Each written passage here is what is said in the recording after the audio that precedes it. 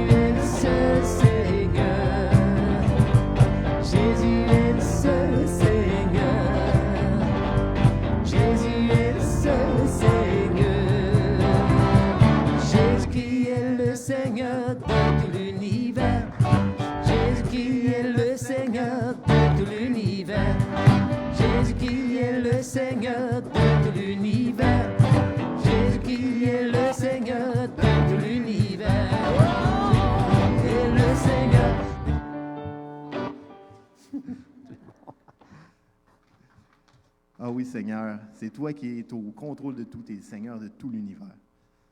Fais sentir ta présence ce matin. On veut sentir la joie en nous, la joie de t'appartenir, la joie d'être à toi, d'être avec toi. Ah oui, fais sentir ta présence ce matin. Ah oui, amen. Notre Dieu est un Dieu qui fait de grandes choses. Il est puissant, il peut tout accomplir. Il est plus grand que nos pensées, plus grand que nos désirs.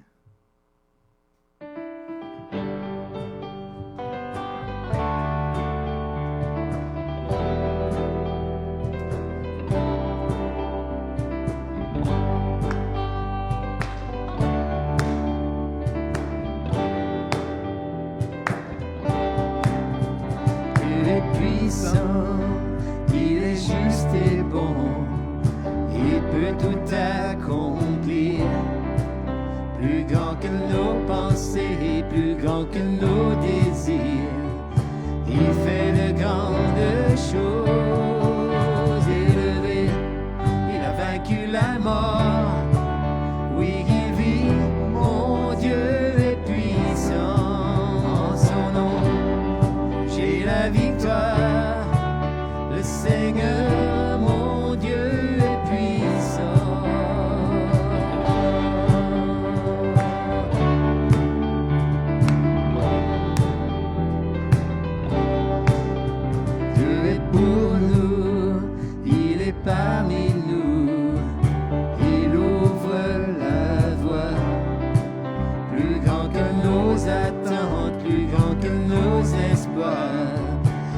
fais de grandes choses. Élevé, il a vaincu la mort. Oui, il vit, mon Dieu est puissant. Son nom, j'ai la victoire. Le Seigneur, mon Dieu est puissant.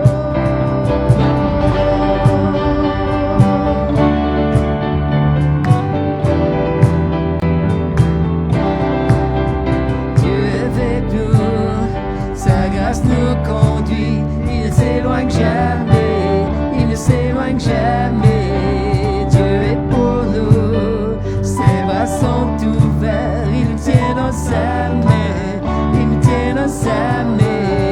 Élevé, il a vaincu la mort. Oui, il vit, mon Dieu est puissant. En son nom, j'ai la victoire. Le Seigneur, mon Dieu est puissant. Oui, élevé, il a vaincu la mort. Oui, il vit, mon Dieu est puissant. En son nom, j'ai la victoire. Le Seigneur, mon Dieu est puissant. Le Seigneur, mon Dieu est puissant. Le Seigneur, mon Dieu est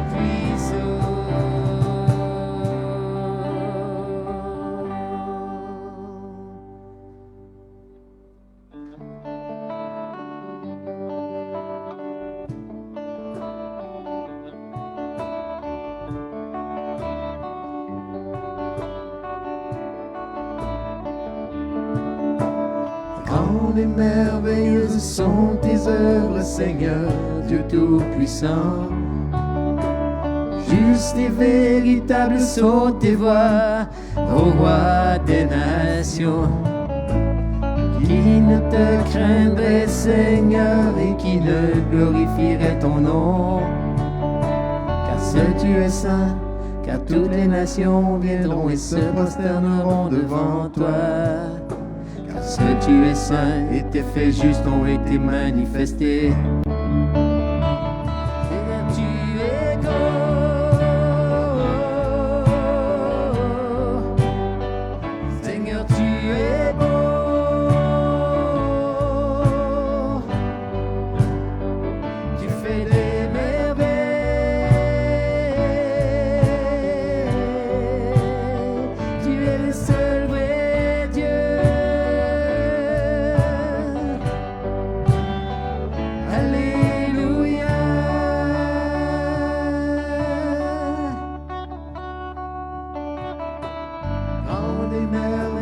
Sont tes œuvres, Seigneur, Dieu Tout-Puissant. Justes et véritables sont tes voies, ô Roi des nations. Qui ne te craindrait, Seigneur, et qui ne glorifierait ton nom? Car seul tu es saint, car toutes les nations viendront et se prosterneront devant toi. Car seul tu es saint, et tes faits justes ont été manifestés. Seigneur, tu es grand.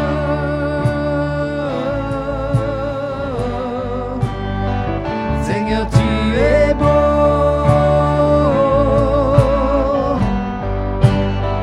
Tu fais des merveilles. Tu es le seul vrai Dieu.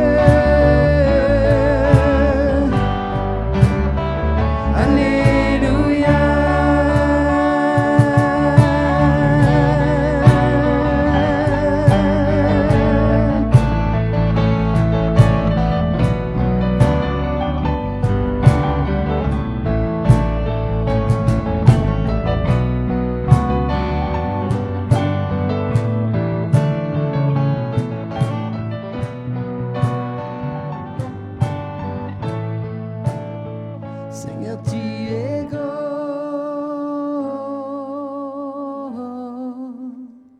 Seigneur, tu es bon.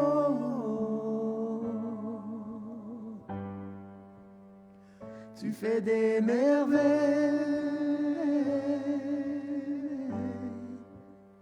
Tu es le seul vrai Dieu.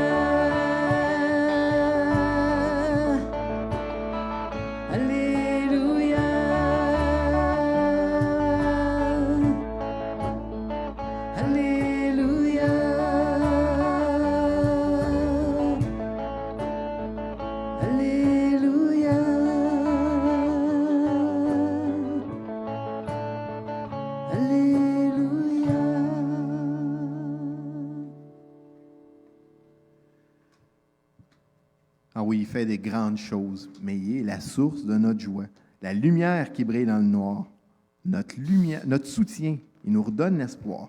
Pourquoi se taire quand notre âme est accablée? Parce que Christ est ma joie.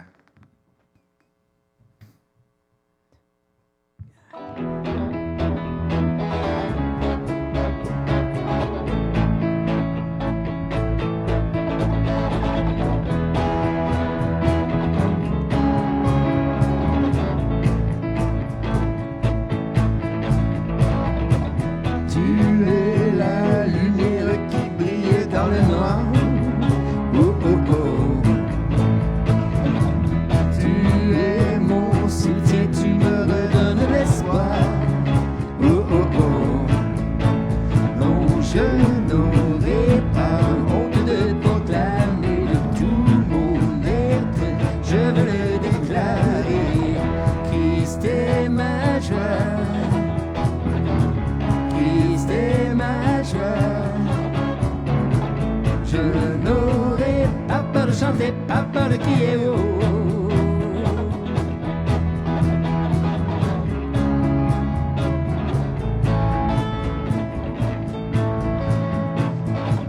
Pourquoi me taire quand mon âme est accablée? Oh oh oh. En toi j'espère, tu ne failliras jamais. Oh oh oh. Non, je n'aurai pas honte de proclamer de tout mon être. Je veux le déclarer.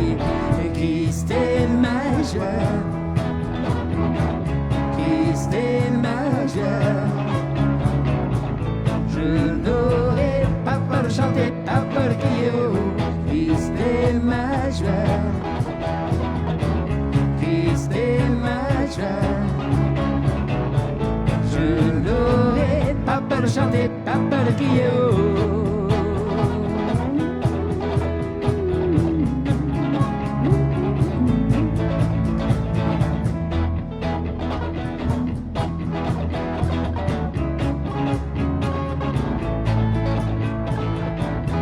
Pourquoi me taire quand mon âme est accablée?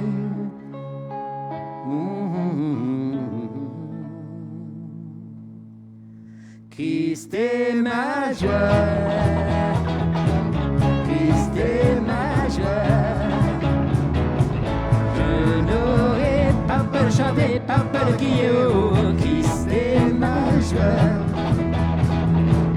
Christ est ma joie. Je n'aurai pas peur de chanter, pas peur de crier, pas peur de chanter, pas peur de crier haut.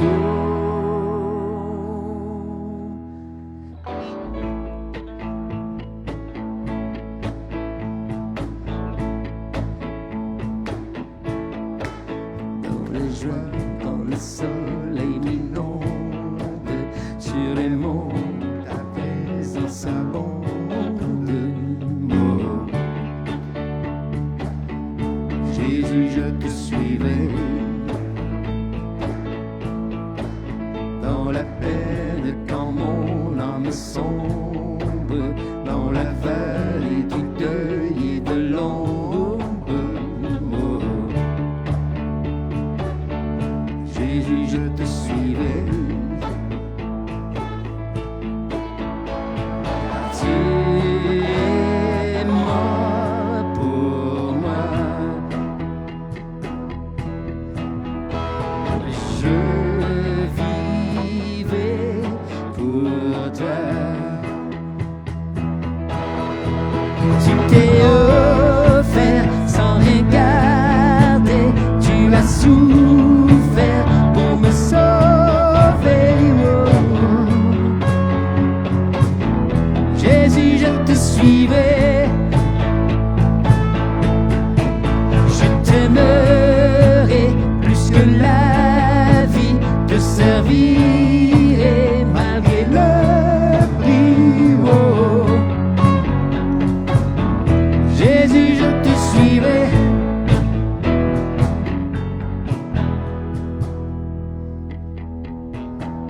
Confiant quand ma foi est profonde, dans le doute, quand ma paix semble fondre. Jésus, je te suivrai. Car tu es mort pour moi. Et je vivrai pour toi. Tu t'es offert sans regarder. Tu as souffert pour me sauver. Oh. Jésus, je te suivrai.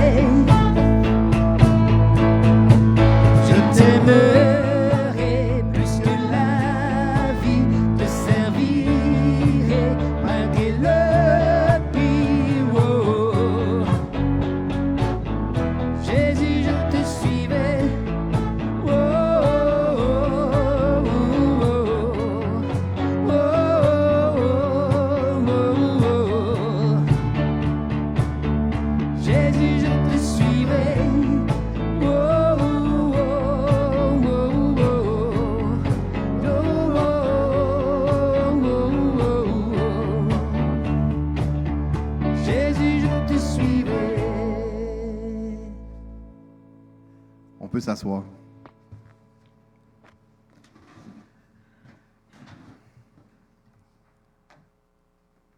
Je t'aimerai plus que la vie. Te servirai malgré le prix. Oui, Jésus, je te suivrai. Une des façons de suivre, c'est en le servant dans son Église. Gilles nous a partagé des besoins la semaine passée. Je vais faire le tour rapidement.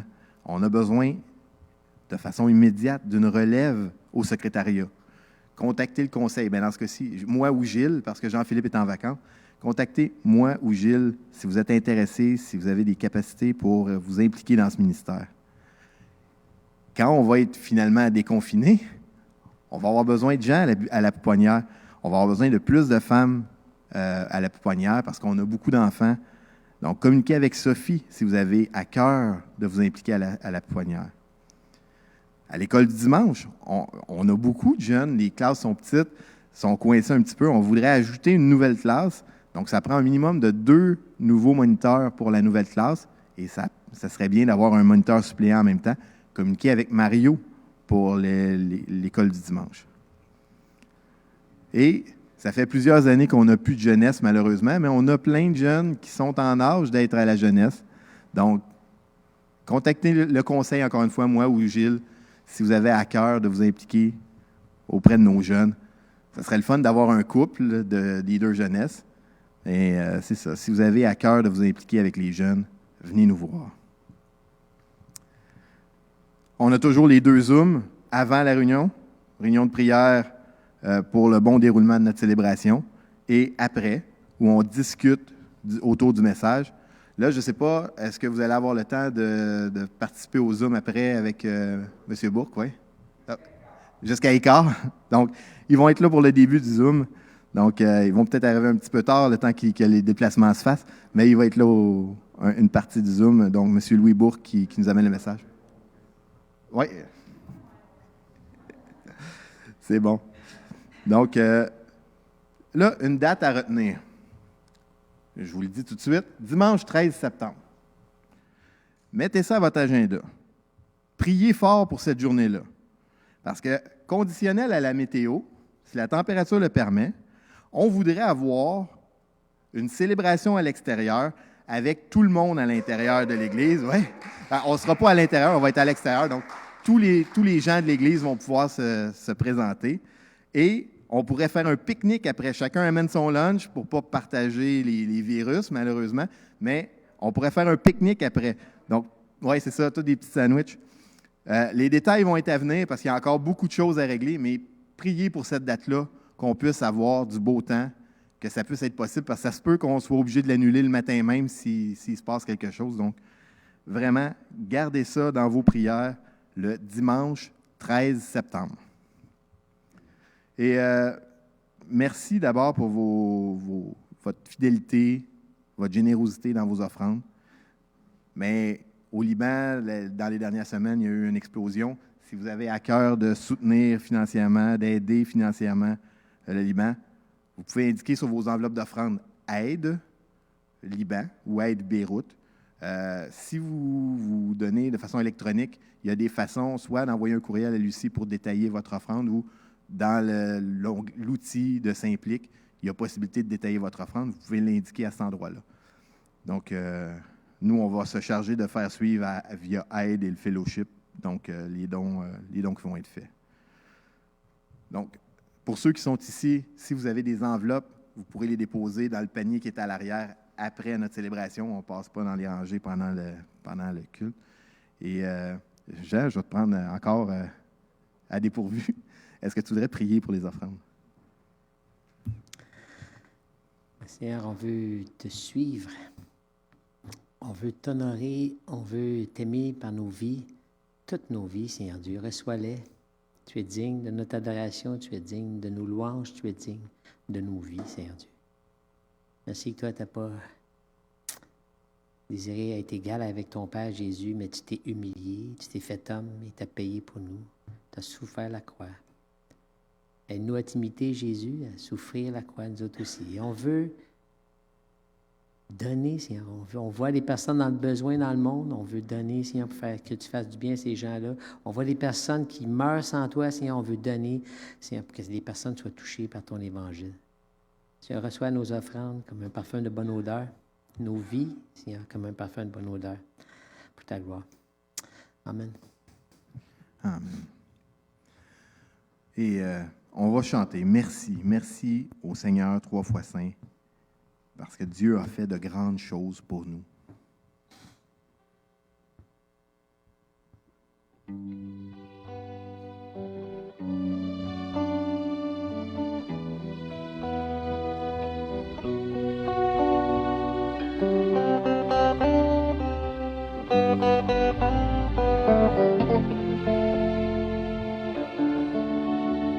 Merci d'un cœur reconnaissant. Merci pour toi, foi saint. Merci car il a donné Jésus-Christ, son Fils. Merci d'un cœur reconnaissant. Merci ô Seigneur, toi, foi saint. Merci, car il a donné Jésus-Christ, son Fils. Maintenant, le faible dit, je suis fort. Le pauvre dit, je suis riche. Dieu a fait de grandes choses pour nous. Maintenant, le faible dit, je suis fort. Le pauvre dit, je suis riche. Dieu a fait de grandes choses pour nous. Merci. Merci.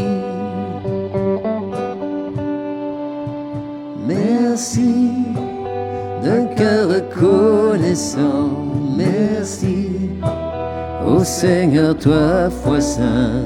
Merci car il a donné Jésus-Christ, ton Fils.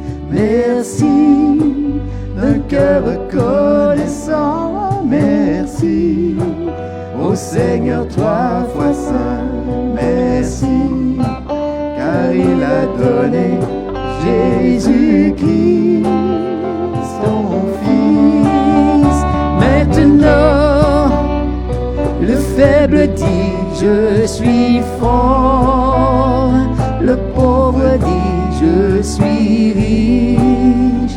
Dieu a fait de grandes choses pour nous.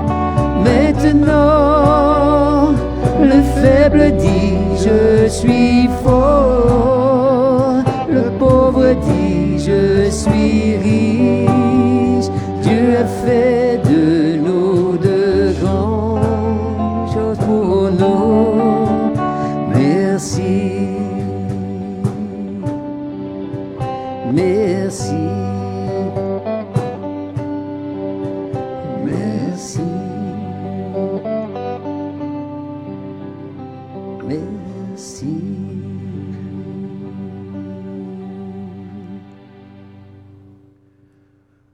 au psaume 126. Le verset 5 nous dit « Ceux qui sèment avec larmes moissonneront dans la joie. » Dans le prochain chant, on le dit « La moisson est blanche, moissonnons avec des chants d'allégresse. » L'amour de Jésus-Christ nous presse. On va se lever pour chanter devant la foule.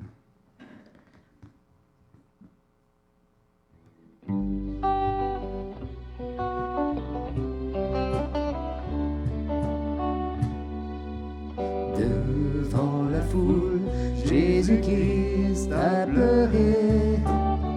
Il fut ému de compassion, car elle était languissante et abattue, comme des brebis sans berger.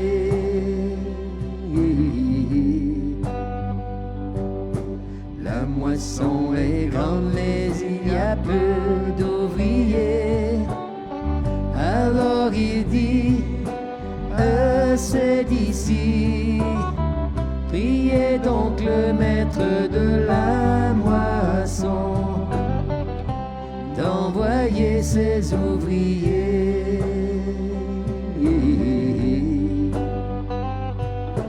Église évangélique baptiste du lac Saint-Louis, levons les yeux, la moisson est blanche, moissonnons avec des chants de l'Église. L'amour de Jésus-Christ nous presse.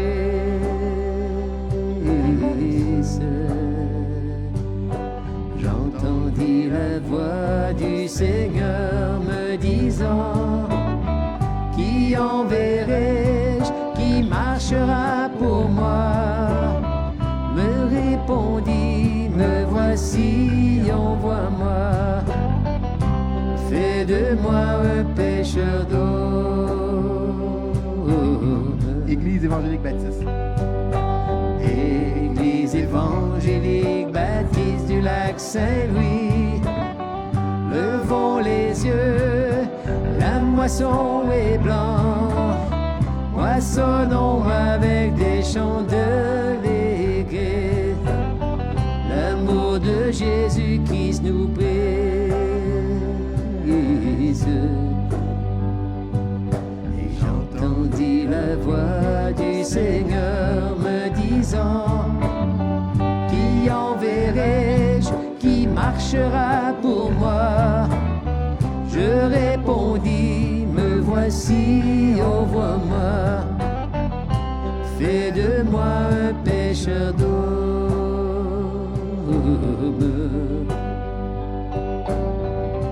Fais de moi un pêcheur d'eau.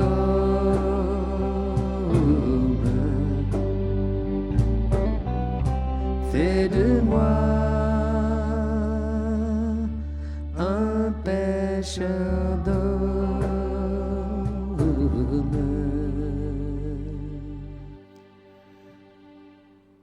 Ah oui, Seigneur, on veut t'entendre, on veut que tu nous parles ce matin. Oui, tu as fait de grandes choses pour nous, tu es la source de notre joie. Mais on veut s'abreuver de tes paroles ce matin. Sois avec Louis ce matin, fais sentir ta présence, fais-nous grandir à travers ta parole, Seigneur. Ah oui, amen. J'inviterai Louis on peut s'asseoir, j'inviterai Louis à venir.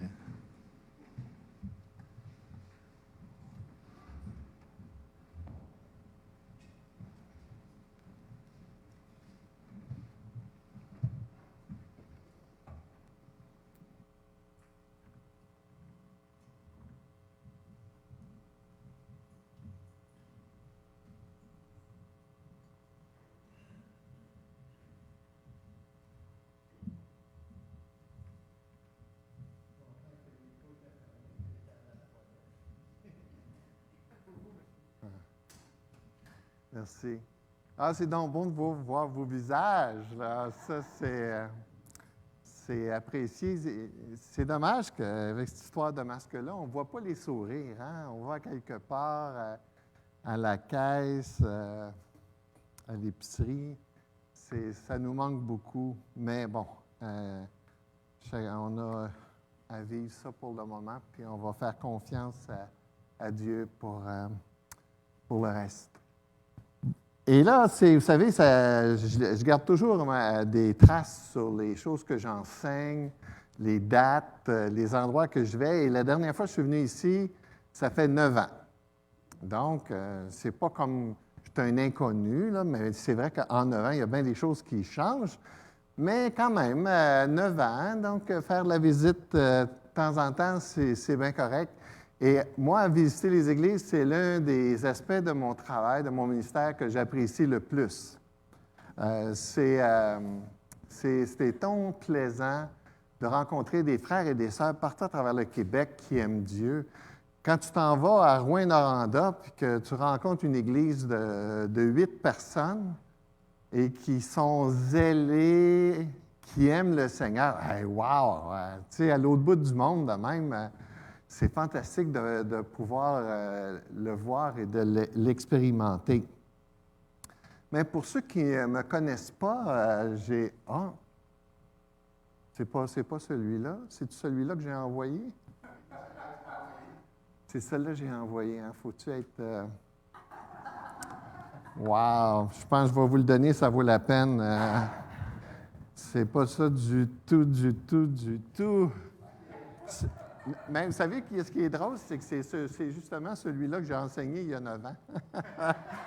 Donc, on va y arriver. Non, mais vous savez, dans la vie des prédicateurs, il y a toujours des choses qui nous font peur. On fait des rêves, là, puis on se voit genre en train de prêcher tout nu. Là, tu sais, on n'appelle pas ça un rêve, on appelle ça un cauchemar. Hein? Mais c'est ça, hein? Et moi, un des cauchemars, c'est les PowerPoint, les manettes. C'est pas quelque chose qui se fait toujours facilement. Pardon? Oui, c'est en plein ça. C'est en plein ça. Justement, pour ceux qui ne me connaissent pas, j'ai été pasteur 35 ans à la même église à Mascouche, sur la Rive-Nord. Et ça a été une chose extraordinaire dans ma vie d'être pasteur, d'être berger. Et à vrai dire, ça me manque beaucoup d'être avec les frères et les sœurs. C'est pour ça, d'ailleurs, que j'aime beaucoup visiter les églises, parce que ça me connecte avec ce que j'ai beaucoup aimé faire au travers les années. Et justement, comme je le mentionnais, là, c'est à l'église de Terrebonne-Mascouche. Et après un certain temps, c'est normal de penser à la relève. Et j'avais un désir, un projet dans mon cœur depuis des années, c'est d'aller faire des études avancées, puis de faire un doctorat. Alors, c'est ce que j'ai fait. J'ai quitté l'Église, à vrai dire, mais je n'ai pas quitté l'Église parce que je suis toujours membre à l'Église là-bas, mais j'ai laissé ma place à un jeune que j'ai formé pendant 10 ans. Et pour moi, aller faire un doctorat en ministère en leadership. Et mon plan de match à moi, là, c'était que quand je revenais de mon doctorat, j'étais pour devenir professeur et coach de pasteur. Je me voyais dans cette responsabilité-là. Mais Dieu avait un plan différent pour ma vie. Le plan qu'il avait pour ma vie, c'était celui de devenir directeur général de l'Association des Églises baptistes. Et je dois avouer que ça a pris quelques années avant de me sentir confortable dans ce rôle-là, parce que berger, ça, c'était comme un poisson dans l'eau. Mais me retrouver directeur général, c'est pas toujours facile. À vrai dire, l'une des choses que j'avais trouvé une des choses que j'avais trouvé difficile comme pasteur, c'est peut-être de travailler avec d'autres pasteurs. Parce que des pasteurs, ça ne tourne pas sur un 10 cents. Okay?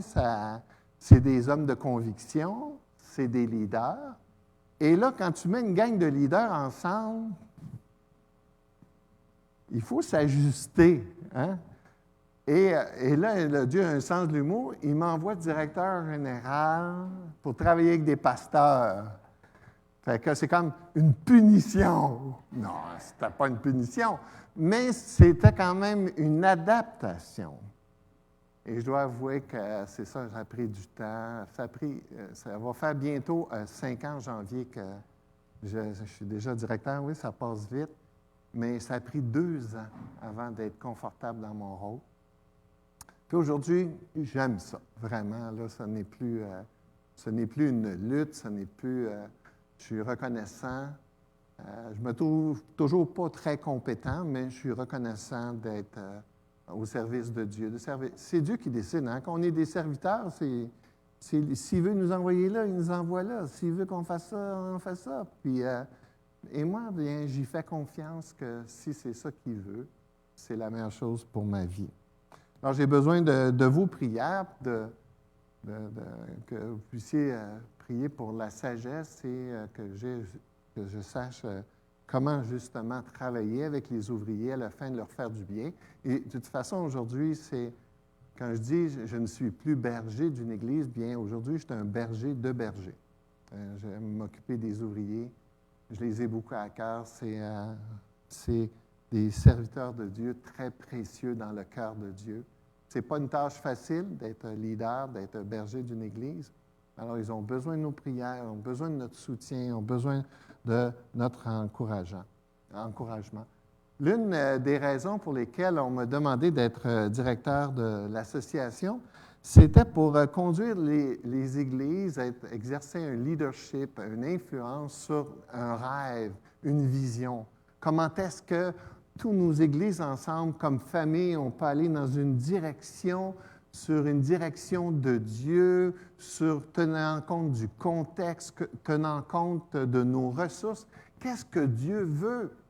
Et c'est cette responsabilité-là que Dieu m'a donnée de pouvoir exercer ce leadership-là, cette influence-là auprès des églises. Et rêver, pour moi, ce n'était pas un problème parce que j'ai rêvé toute ma vie. Je suis un rêveur. J'aime rêver. Je suis souvent dans le futur. Je suis en train de me questionner. Par exemple, je vois un beau bâtiment qui est à vendre. Comment on pourrait utiliser ça pour une église, pour un séminaire? Je suis toujours en train de me questionner. Et d'ailleurs, dans cet esprit-là de rêve, on avait bâti un projet à l'époque à l'église, ça s'appelait la vision conquérante. C'était l'idée de conquérir le monde, parce qu'avant d'être au Seigneur, moi, je voulais changer le monde.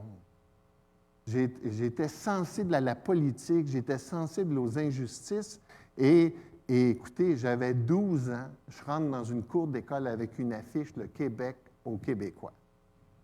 Tu as 12 ans, là, tu te demandes d'où ça vient, ça. À 13 ans, je faisais du porte-à-porte pour les élections en 1970 pour le Parti québécois. 12 ans, 13 ans, j'avais ça, je ne sais pas pourquoi, d'où ça vient cette affaire-là, mais c'était ça dans ma vie. Et les héros dans ma vie, c'était Che Guevara, c'était Mao Tse-tung, c'était des gens qui avaient eu des impacts sur le monde et qui avaient, en principe, c'est ce qu'ils disaient, voulaient changer le monde pour quelque chose de meilleur. Mais quand je suis venu à l'Évangile, j'ai compris qu'une des choses qui m'a amené à l'Évangile, c'est que ça ne changeait pas le monde. Vous changez le système politique, vous faites des changements sociaux, et vous êtes confrontés toujours à la même chose, au cœur de l'homme. Dans n'importe quel système politique, l'homme avec son cœur tortueux, il organise toujours les choses en fonction de lui, des injustices. Et c'est pour ça que quand moi j'ai compris l'Évangile, j'ai compris que le problème dans le monde, ce n'est pas un problème politique, c'est un problème de cœur. Et ça commence par mon propre cœur. Je suis un des éléments qui fait du tort dans ce monde. Et quand l'Évangile vient dans ta vie, il commence à faire ce changement, cette transformation-là dans le cœur pour changer l'environnement. Alors, ça commence à changer ma vie. Mon épouse est venue à l'Évangile, ma sœur est venue à l'Évangile. Et écoutez, c'est fantastique, ça, d'être un pasteur. Tu travailles au niveau de l'éternité. Tu as un impact dans l'éternité. C'est pour ça que Jésus il dit, faites attention de ne pas scandaliser les petits qui croient en moi, parce que quand tu peux nuire ou aider un enfant ou un jeune croyant, que ça va nuire dans l'impact, dans l'éternité, c'est grave, là. C'est pour ça que Dieu il nous confie les âmes, puis les âmes, il faut en prendre soin parce que ça a un impact beaucoup plus grand de ce qu'on voit sur la terre. Donc, c'est rêver. On avait rêvé la vision conquérante. La vision conquérante, c'était l'idée d'implanter 10 églises en 20 ans. J'étais un peu fou, j'étais jeune. Et là, mais vous savez quoi, on n'a pas atteint notre but, mais on a quand même implanté 7. On a formé plusieurs ouvriers. Certaines de ces églises-là ont fermé, 2 ont fermé. Bon, ça arrive, on n'a pas atteint tout notre rêve, mais on a rêvé. Et c'est malheureusement triste de voir que des fois, quand on vieillit comme chrétien, on perd cette faculté-là de rêver. De rêver, de croire que Christ peut faire des changements, que Christ peut changer les choses, que Christ peut toucher notre communauté. Et je ne veux pas arrêter de rêver.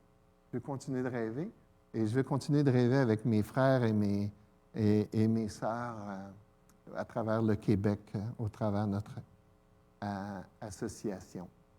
Maintenant, il y a quand même une différence. Il y a quelque chose qui s'est passé entre l'époque où on avait cette vision-là conquérante, où les choses bougeaient à une vitesse magistrale. L'Église, beaucoup de gens venaient à l'Église, tout ça. On pouvait implanter rapidement parce qu'il y avait beaucoup de monde qui venait à l'Église. On pouvait les envoyer. Ça, c'est spécial parce que là, on avait cette vision-là d'implanter, d'envoyer, de débuter des églises. Mais quand c'est ton fils avec sa famille qui part de l'Église, ça, tu réalises que ça coûte un petit peu quelque chose parce que ton fils, Gilles, il me présentait, il a disparu, alors qu'il est, oui, c'est ça, qui est à l'Église ici. Ça, c'est vraiment fantastique, ça, d'avoir ses enfants, ses petits-enfants, tout ça. Mais mon fils, il a accroché sur cette vision-là d'aller implanter, puis il est parti avec un groupe. Et c'est fantastique, même si ça coûte quelque chose. Mais à cette époque-là, comme je le disais, c'était quand même, je vais le dire comme ça, plus facile. Comme on avait dans cette philosophie-là d'implanter des églises, on voulait les implanter rapidement pour qu'en l'espace de 4 ans, elles deviennent autonomes. Qu'elles soient capables de soutenir l'ouvrier, puis d'être capables de prendre soin de leurs besoins. Comme ça, on va prendre l'argent, puis on va pouvoir la mettre dans une autre église. À vrai dire, c'est arrivé une fois. Sur les 7 églises qu'on a implantées, celle de Saint-Jérôme, en 4 ans, elle est devenue autonome, mais les autres ne sont pas devenus autonomes en 4 ans. Ils sont devenus pas tous autonomes, sont encore certaines dépendantes, mais quand même. Mais ce que je voudrais dire, c'est qu'il y a quand même quelque chose qui s'est passé dans le paysage spirituel du Québec. Pour ceux qui ont connu l'Évangile dans les années 70, Michel et Gilles, vous avez connu le Seigneur dans les années 70. Moi, je me souviens, je suis venu au Seigneur en 79, en 77. Je partageais l'Évangile à mes amis, puis ils venaient à l'Église. Hein? C'était « Ah ouais, hein, c'est ça! » Puis là, ils venaient à l'Église, puis je me souviens d'un service de baptême à l'Église de Mascouche, 22 personnes. Hey, je ne sais pas ce qui reste vraiment dans l'éternité de ces 22 personnes-là, mais quand même, il y avait des décisions, il y avait de l'intérêt. Hein? Vous vous souvenez, il y en a-tu qui se souviennent de Jésus-Christ, notre espoir? Hein? Il y en a qui ont participé à ça, non? Hein? On était combien? 2000 sur l'île Bonaventure avec Jacques Marcoux. C'était facile. Mais aujourd'hui, là, attache ta tuque avec de la broche. Parce que c'est beaucoup plus compliqué, beaucoup plus long. Il y a comme une résistance spirituelle dans l'invisible. Je ne suis pas capable encore de tout l'expliquer. Par exemple, ça fait 2 ans que je demande à Dieu un bébé spirituel. J'ai des contacts, là. J'ai des gens là, que je rencontre régulièrement. J'ai réussi à parler un peu du Seigneur, j'achète des livres, je leur donne. Qui prennent position pour Christ, ce n'est pas arrivé encore. Ça fait 2 ans. Parce que c'est le paysage politique. Il y a beaucoup moins d'intérêt, puis je bénis Dieu pour l'immigration, parce que des fois, souvent, c'est là qu'il y a des décisions.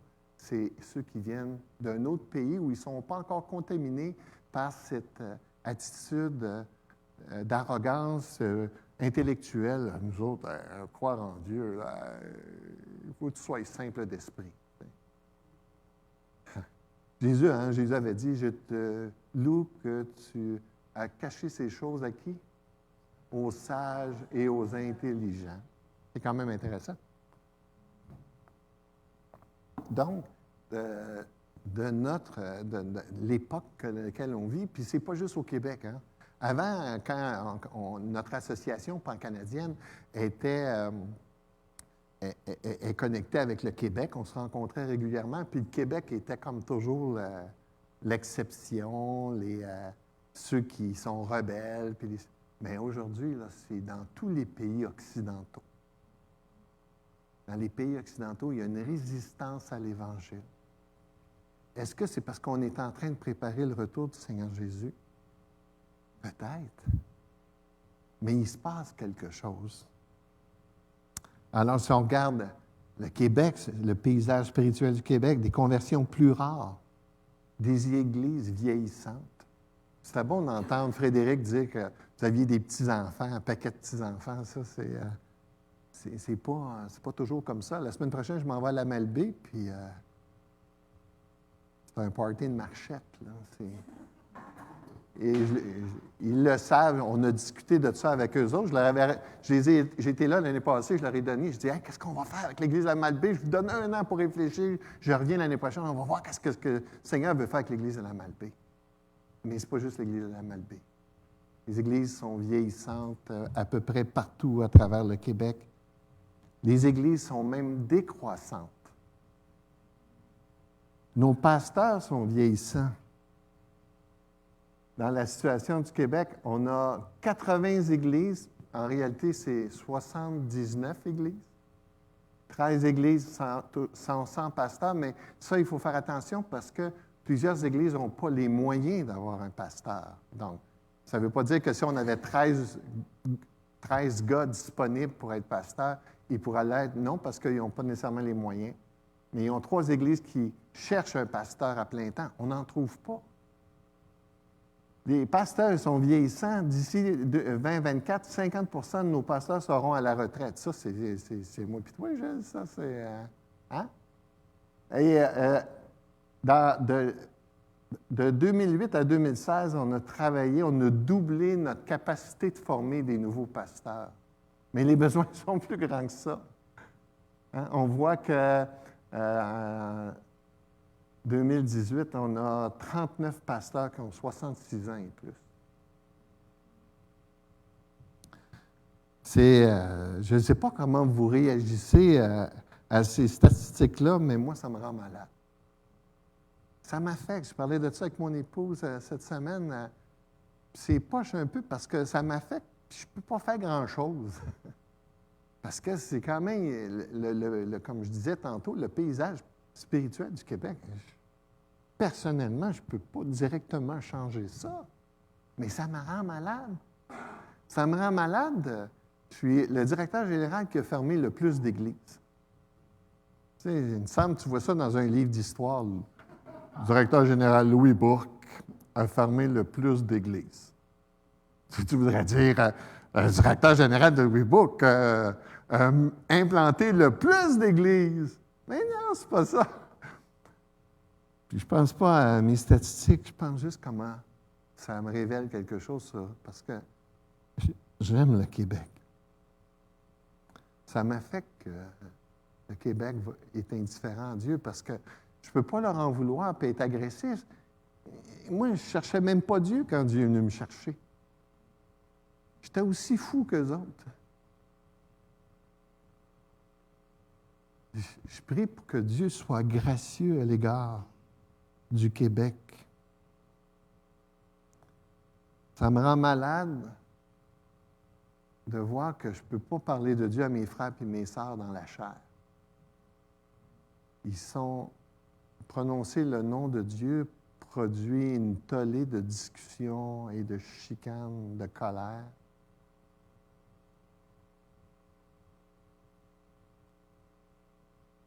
Ce que j'aimerais ce matin avec vous, c'est partager les rêves, de continuer, malgré cette situation plus difficile, de continuer à rêver.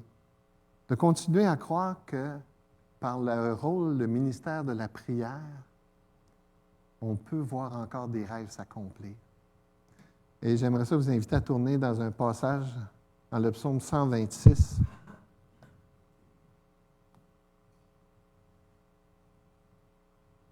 Merci Frédéric, à matin, on était obligé de se tourner de bord rapidement. Là.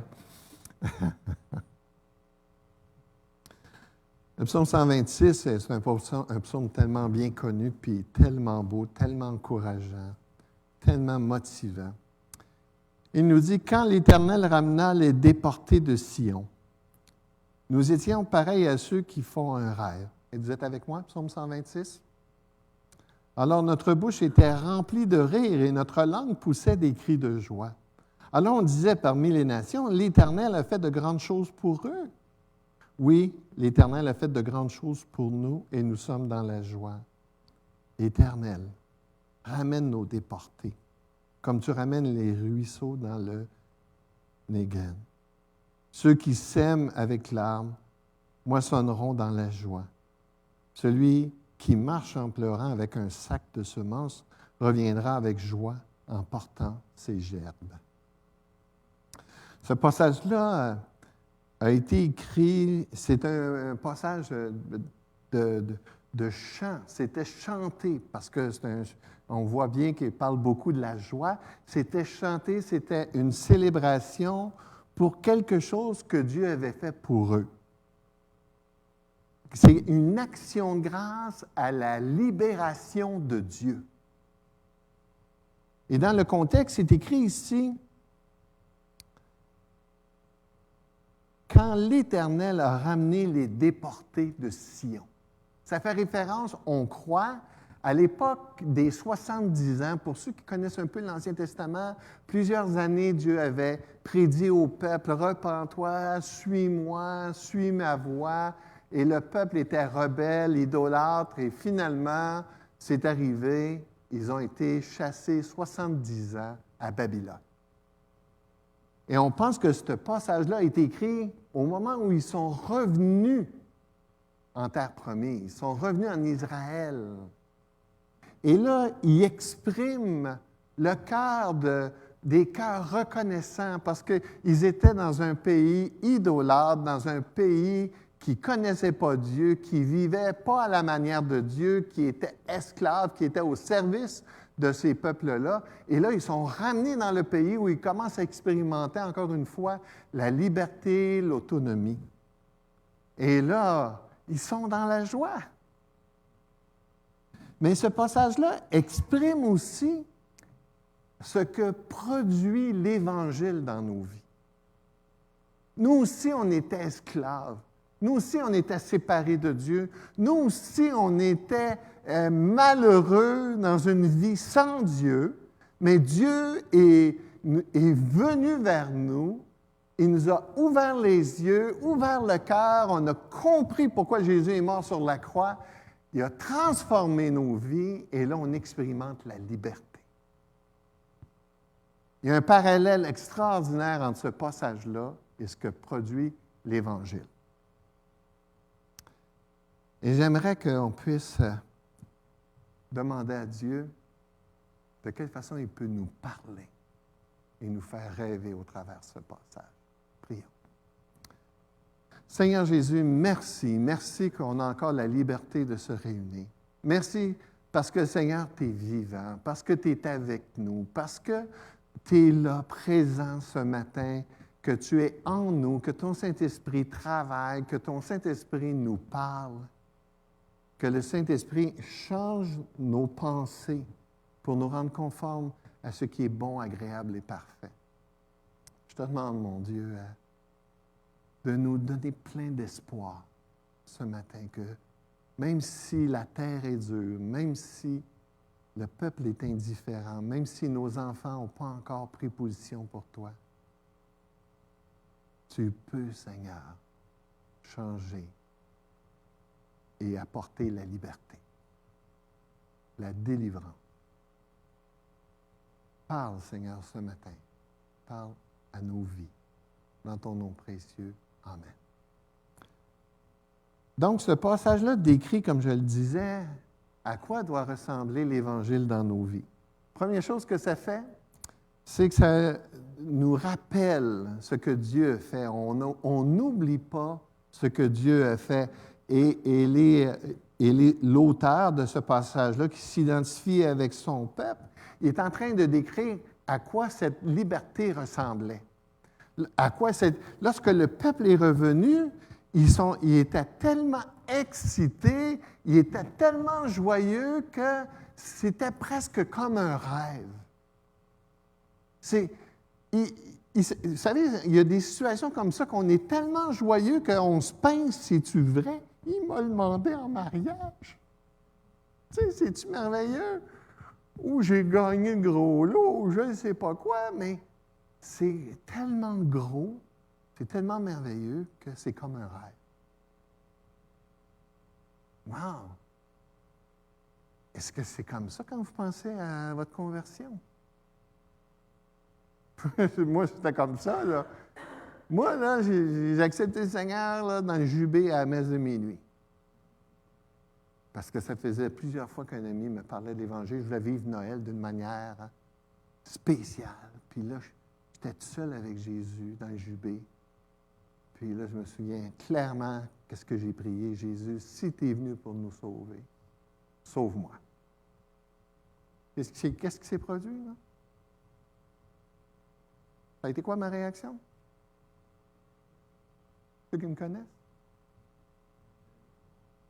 C'est quoi? Je me suis mis à pleurer. C'est exactement ça. Puis là, j'étais là dans le party de famille. C'est-tu beau Noël? C'est-tu beau Noël? Parce que j'étais tellement fébrile, là, tellement excité. Là. Puis, hey, c'était quelque chose de spécial. Là. C'était pas commun. Puis en plus, c'est intéressant parce que dans le passage ici, la libération est collective. Il parle au nous. C'est un peuple qui a été libéré. Imaginez-vous, là, c'est ça qui c'était comme ça dans les années 70 puis 80. Là, on était toute une gang d'excités qui rêvaient ensemble. Les conversions se faisaient en masse. Hey, voyons donc, peut-être nous, on l'a moins vécu comme un rêve, mais j'imagine les pionniers là, qui sont venus au Québec, là, puis la seule communion qu'ils avaient, c'était au téléphone avec un autre pasteur qui était à l'autre bout de la province. Parce qu'il n'y avait pas... Ils prêchaient l'Évangile, on leur lançait des tomates et on mettait du feu autour d'eux autres pour les intimider. Les policiers les menaçaient de les mettre en prison. Et là, imaginez quand ça se met tout à se convertir, ce monde-là. Là.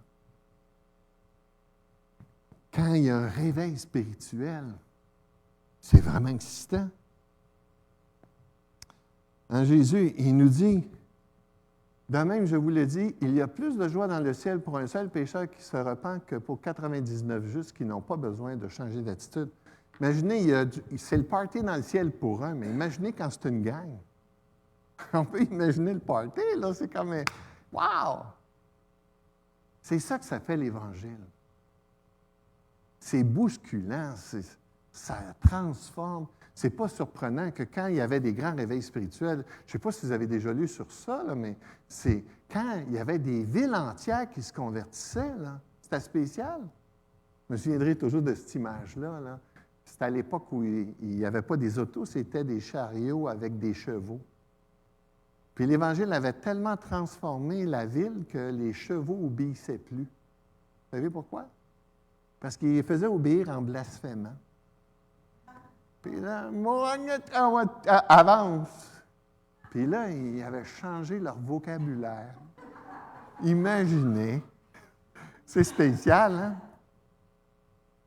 Que l'Évangile soit tellement puissant dans une ville que ça ferme les bars, que ça vide les prisons. Ça, c'est quelque chose. C'est ça, un réveil spirituel. Ça a un impact. C'est pour ça qu'on rêve d'être au moins 2% de la population, parce qu'à 2 on commence à avoir une influence. Une influence sur le gouvernement, une influence sur les écoles. À moins d'1%, on n'a pas beaucoup d'influence. Donc, non seulement c'était comme un état de joie, mais une expression qui revient quelquefois, c'est l'expression de la joie. C'était la joie. L'Évangile, la libération produit la joie. Hein? Matthieu nous dit, en effet, la bouche exprime ce dont le cœur est plein. Donc, Dieu avait touché le cœur de ces personnes-là, puis ça avait sorti comment? Sur de la joie. C'est pour ça que le peuple de Dieu doit être un peuple joyeux. Nos cœurs ont été touchés par l'Évangile. On a connu la libération. On veut exprimer notre joie. Un chrétien qui a l'air bête, c'est pas normal. C'est pas ça que c'est supposé produire. C'est la joie. La joie de Dieu qui vient dans le croyant.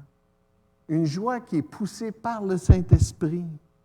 Dans Éphésiens 5, c'est intéressant, il dit « Ne vous enivrez pas de vin, cela mène à la débauche. Soyez au contraire remplis de l'Esprit. » OK, cool.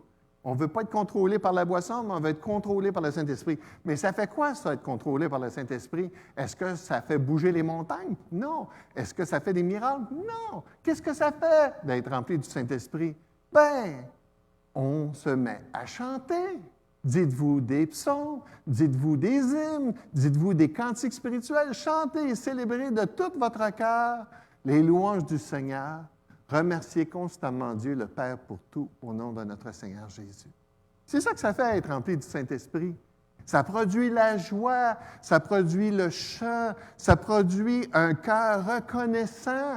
Hein? La version second, 1910, dit « Rendant grâce en toutes choses. » Toutes choses. Toutes choses. C'est quoi toutes choses? C'est toutes choses, hein? Amen? Ah oui. On devient pauvre. Amen? On perd un conjoint. Ah, ça, peut-être, c'était une bonne affaire. Non. Des fois, hein, les choses qu'on n'aime pas, on a de la misère à rendre grâce, mais c'est pour ça que c'est l'œuvre du Saint-Esprit qui fait ça. On n'y arrive pas par nous-mêmes. C'est Dieu qui fait, qui peut, comme on a eu la semaine passée, sûrement vous avez eu la nouvelle que la famille Girard, Michel et Gisèle ont perdu leur fils de 41 ans. Hein? Comme ça. Mon petit Caleb, pour ceux qui le savent, hein? J'ai un petit garçon, il a quel âge? 8 ans, là, mon amour? 7 ans? 7 ans, hein? Il est condamné. Il a 7 ans. Ma fille se bat depuis 3 ans pour qu'il guérisse, puis, ben, il n'est pas guéri encore, puis il n'est pas enterré encore, mais il est condamné. Ben, moi, je dis, hein, on n'a pas écrit la dernière page, fait qu'on va attendre, mais rendre grâce à Dieu pour toutes choses. Ça, c'est le Saint-Esprit qui fait ça. On ne peut pas faire ça. Et c'est pour ça que, mais regardez comment c'est intéressant. La première chose qu'il dit d'être rempli du Saint-Esprit, c'est le chant. C'est la joie. Le peuple de Dieu aime chanter. On chante notre reconnaissance à Dieu.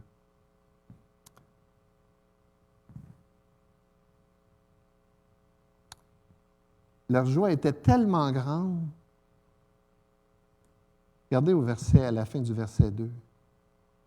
Le peuple, les nations autour du peuple étaient capables de voir leur joie.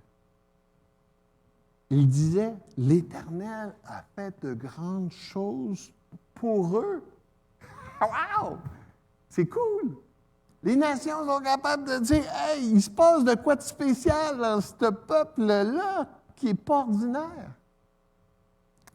Une de mes grandes sœurs, c'est peut-être la seule qui est un peu sensible à l'Évangile, elle a écrit à l'égard de ma vie, elle dit, il y a beaucoup de coïncidences, lui. C'est celle de, comment elle dit ça? Bon, je cite toujours de travers, oui, mon amour? Pas tout à fait comme ça non plus qu'elle l'a dit, non? Ça ressemble à ça. Hein? Ben, c'est ça, c'est que, écoute, là, c'est comme quand Jésus il dit comment qu'on va reconnaître qu'on est nos disciples, hein? À cause de nos bâtiments? Non. À cause de notre doctrine? Non. À cause de quoi? L'amour qu'on aura les uns pour les autres. Y a-t-il de l'amour ici? J'espère. Mais gardez bien ça. Pourquoi il dit l'amour? C'est parce que tu ne peux pas l'imiter. Il y a seulement Dieu qui peut faire ça, qui peut donner de l'amour au milieu d'une gang de pécheurs qui se blessent, qui s'irritent, qui ne se comprennent pas, qui des fois ne se pardonnent pas. Mais l'autre pardonne. C'est seulement Dieu qui peut faire ça. Le Saint-Esprit. Comme dans notre texte, c'est le Saint-Esprit qui produit la joie de la libération. Et aussi, des fois, la joie est proportionnelle à un autre facteur. Je vois le temps passer. Ça va bien? C'est pourquoi je te le dis, ses nombreux péchés ont été pardonnés puisqu'elle a beaucoup aimé. Mais celui à qui l'on pardonne peu, aime peu. Connaissez ce passage-là? Vous savez, c'est celle de la femme qui pleure aux pieds de Jésus, qui avait une mauvaise vie, puis qui a été pardonnée. Puis là, à un moment donné, elle, là, son cœur est tellement plein d'amour pour Jésus qu'elle ne peut pas retenir ça. Elle va voir Jésus, puis elle a du parfum, puis elle pleure, puis elle sèche ses pieds de ses larmes avec ses cheveux. Jésus dit, elle a beaucoup aimé parce qu'elle a été beaucoup pardonnée. La question qu'on peut se poser en lisant un passage comme celle-là, c'est est-ce que c'est parce qu'elle avait beaucoup de péchés?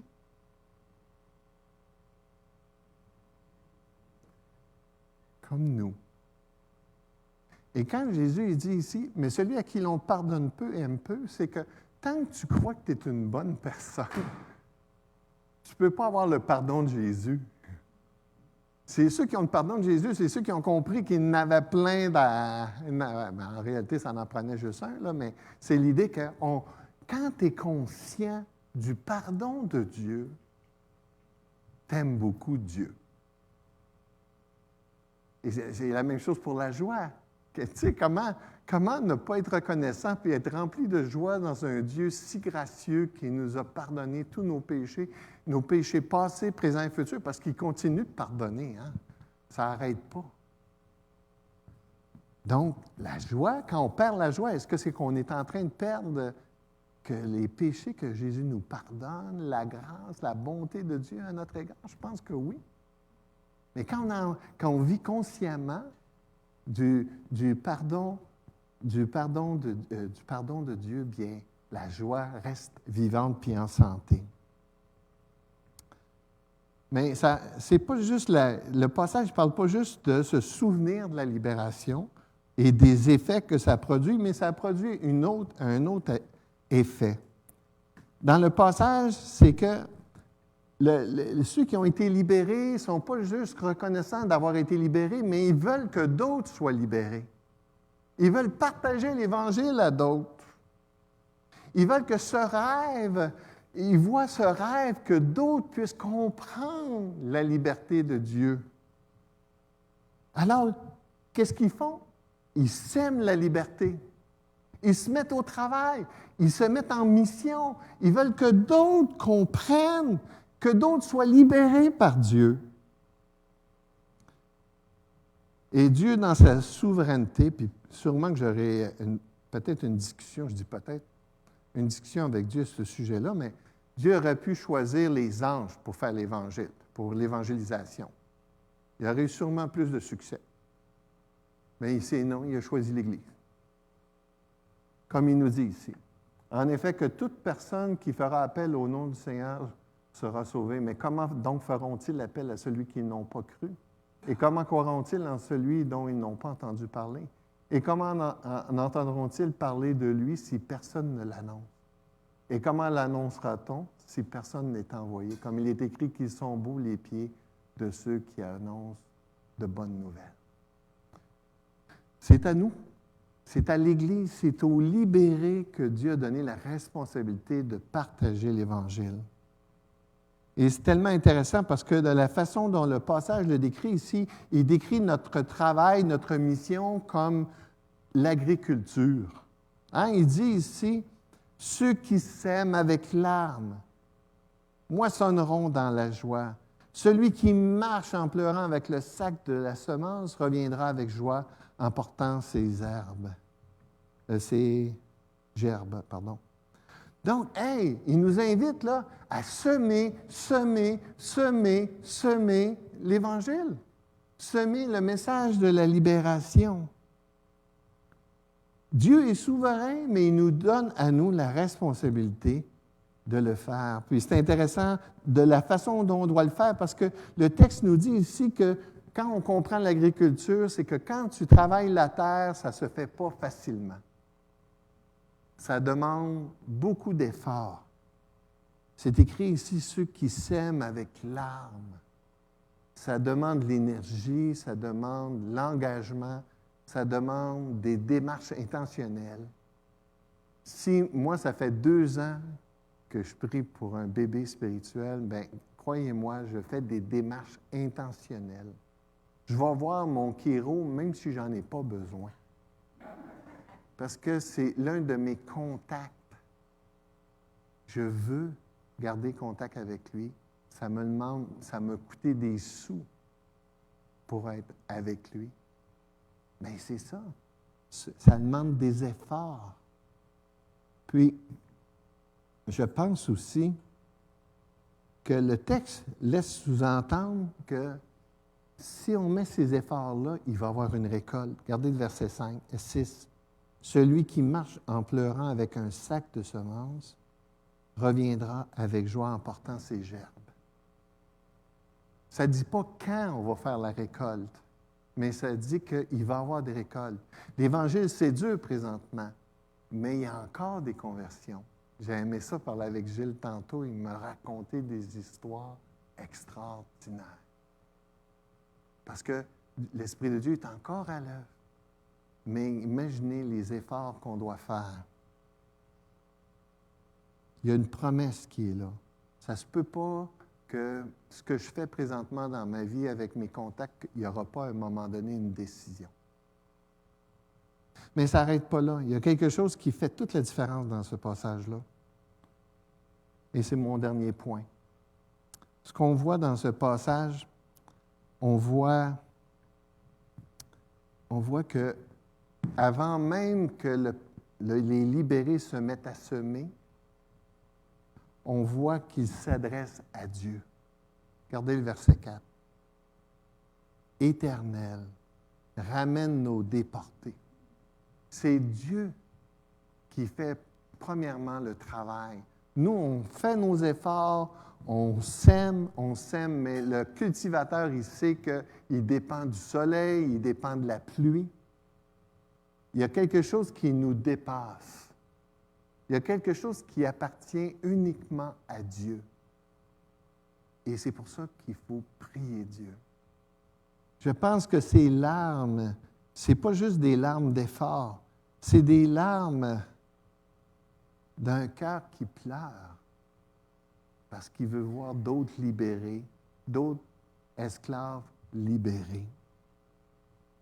On n'a pas le temps ce matin d'aller voir, mais il y a un autre beau passage que j'aurais aimé regarder avec vous, c'est dans Luc 18, dans lequel Jésus invite son peuple à prier et à ne point se relâcher afin que Dieu exauce nos prières. Puis pour ce passage, il utilise l'image du juge inique. Vous vous en souvenez? Hein, ce juge qui ne voulait pas donner raison à une pauvre veuve et qui, finalement, par la persévérance de la veuve, il a finalement donné raison à elle.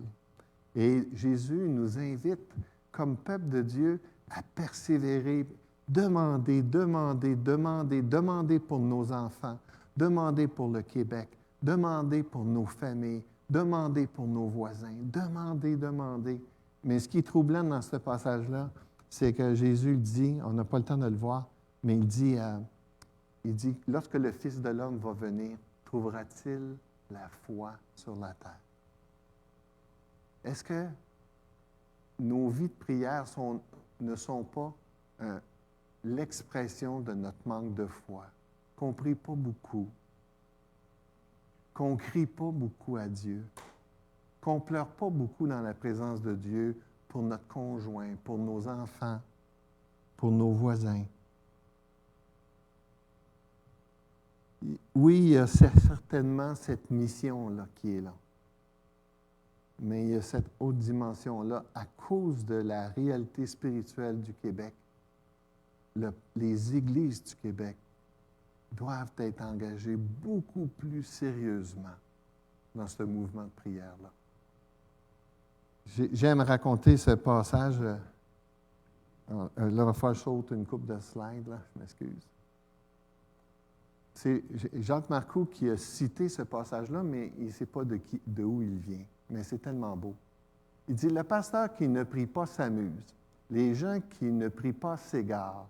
L'Église moderne est pauvre et faible. Il y a beaucoup de gens pour organiser, mais peu pour agoniser.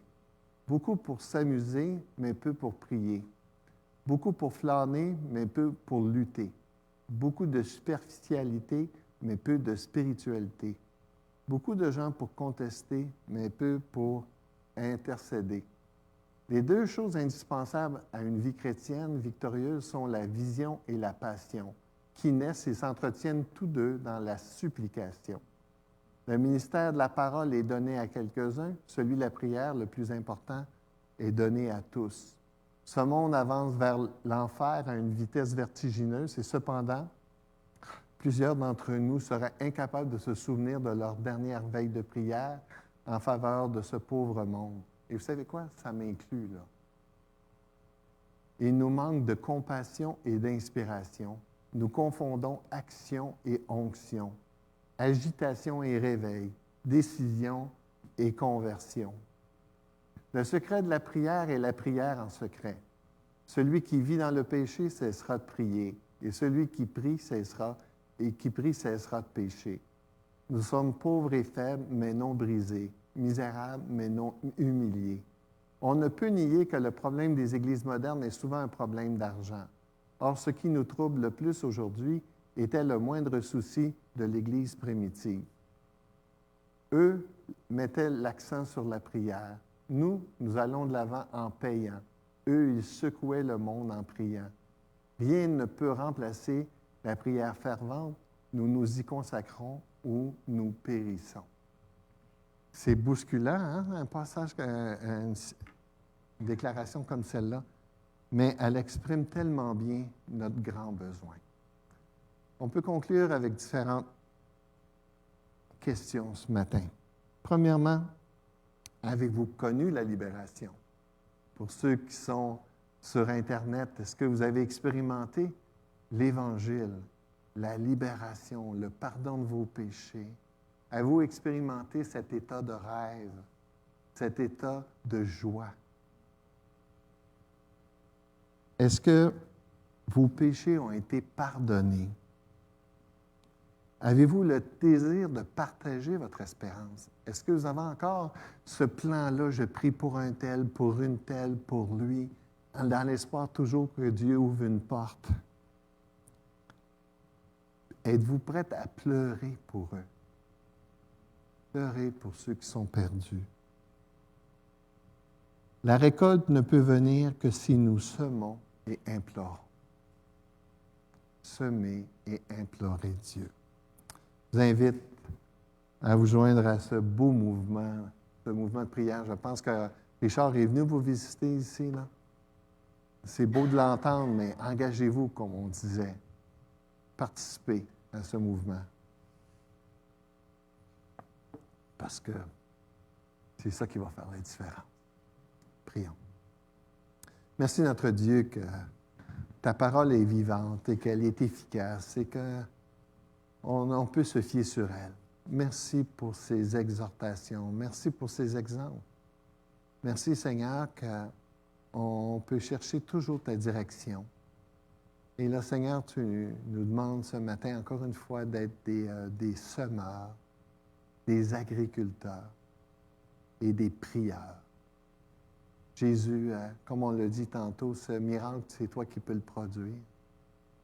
Je te demande, Seigneur, de le produire aussi dans ma vie. Moi aussi, Seigneur, ma vie de prière aurait grandement besoin d'être améliorée. Donne-moi, Seigneur, d'être leader dans cette direction. Merci pour notre mouvement de prière. Seigneur Jésus, viens visiter le Québec, t'en supplie. Dans ton nom précieux. Amen.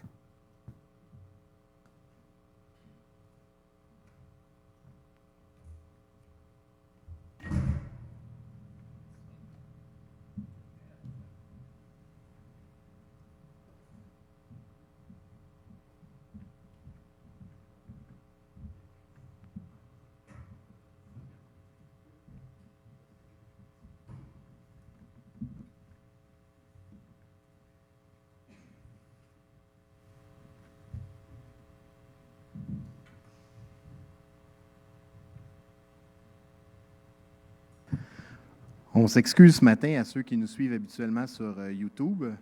Ça a planté après le décompte, fait que on a fini par s'en rendre compte pendant le message. On est revenu. On s'excuse. Et Louis a terminé en nous parlant du mouvement de prière 24/7. Bien, justement, ce vendredi matin, c'est notre prière locale notre temps de prière local pour le mouvement 24/7. Donc, pour le réveil au Québec. Les informations pour le Zoom vont vous arriver par courriel, j'imagine, cette semaine. Je regarde la personne qui s'en charge. C'est bon. Fait que, vendredi matin, si vous avez du temps, venez avec nous prier pour le réveil au Québec. 10 heures? Vendredi matin, 10 heures par Zoom.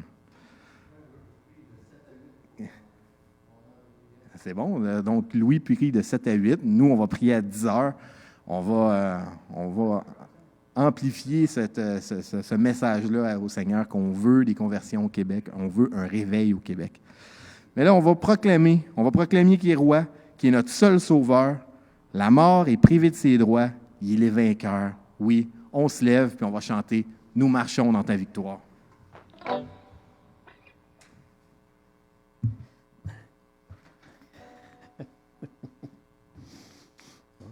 Ça s'en vient, ça s'en vient. La baisse est ajustée? Ah, c'est bon. C'est ça.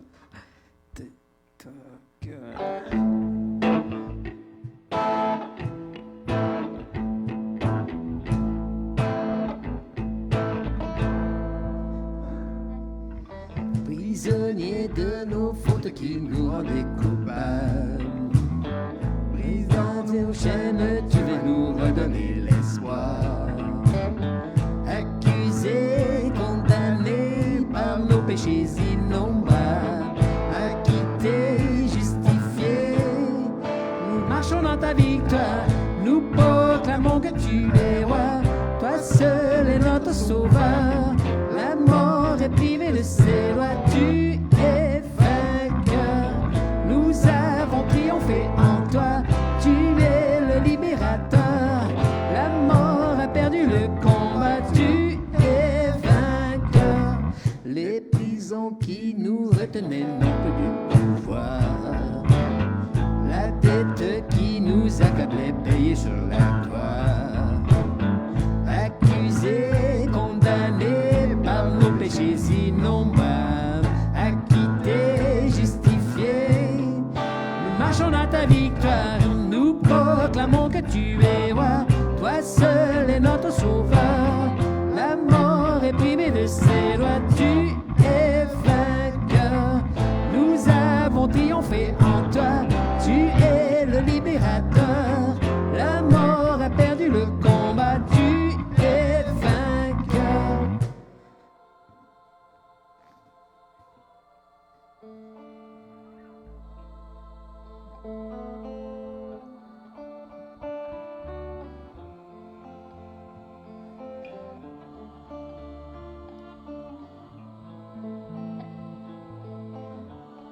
Ressuscité. Ressuscité, Jésus est vivant, Jésus est vivant, glorifié, il est tout puissant, il est tout puissant, oh, ressuscité, Jésus est vivant, Jésus est vivant, oh, glorifié. Il est tout puissant, il est tout puissant.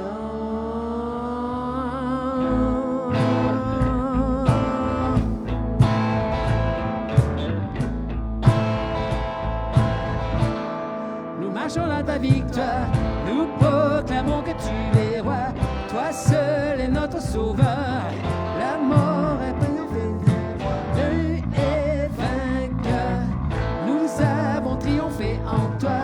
Tu es le libérateur, la mort a perdu le combat. Tu es vainqueur, nous proclamons que tu es roi. Toi seul est notre sauveur, la mort a perdu de ses lois. Tu es vainqueur, nous avons triomphé en toi. Tu es le libérateur, la mort a perdu le combat. Tu es vainqueur.